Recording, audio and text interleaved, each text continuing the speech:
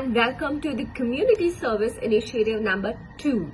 So this month, along with your Mystic post, you would have received something like this. This is your second initiative. So in the first initiative, children planted spinach, and we are overwhelmed with the amazing pictures that we've been receiving from all of them. So this is a continuation of that. The first thing that they will have to do is take on a 4-week challenge. So we have actually put together one challenge per week. We start with week 1, which is reduce, reuse and recycle.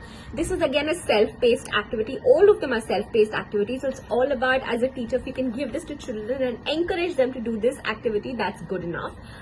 So in this activity, we would like them to keep account of things that they have saved from trash and given a second life. You can donate or you can even upcycle. So they'll actually have to start noting down their initiatives or everything that they did. The second initiative is called Water Wise Week. So Water Wise Week is when we realize that there are many times we actually waste a lot of water without realizing it. So for instance, when we are brushing our teeth, the tap is always on. Shouldn't we close the tap at that point in time? So we've highlighted a couple of pointers over here. So we would like them to be very, very conscious about water conservation and save water. The third week is called Energy Saver Challenge. Again, do you turn off the lights when you leave the room? Do you turn off the fan when you leave the room? Do you really need AC right now, or is fan more than enough? So just to get them to start being a lot more conscious about how we need to save energy. The fourth and the last week is called Plastic Free Challenge. So this is when we would like them to avoid using single-use plastic. What all can you actually reuse? So for instance, when you're going for your extracurricular classes, do you carry a water bottle from home, or do you end up buying water bottles and throwing it? So how can we really save our planet?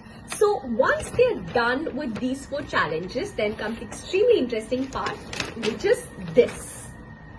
So we would like them, and definitely if they have done this in the right way for 1 full week, something would have impacted them really well. One of the challenges would actually stand out for them. So we would like them to pick whichever challenge impacted them the most, and then create a superhero right here in the middle. They can draw their own superhero that stands for the challenge. So for instance, anti-plastic girl, or maybe the waterman who would save water and conserve water for everybody on Earth.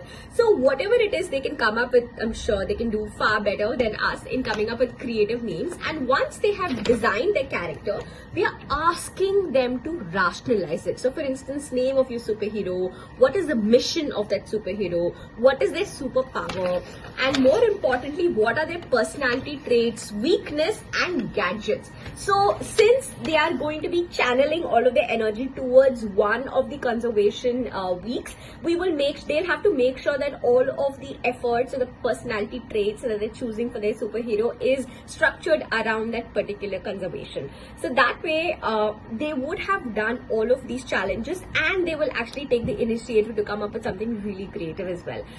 We've given this to you now because we know schools are shutting, so it'll be a good time for them to do this over their holidays as well, and allow them to come up with whatever creative ideas they can. And when you find something really interesting, please do share the pictures of their superheroes with us. We would love to feature them in our Mystic post. Thank you so much.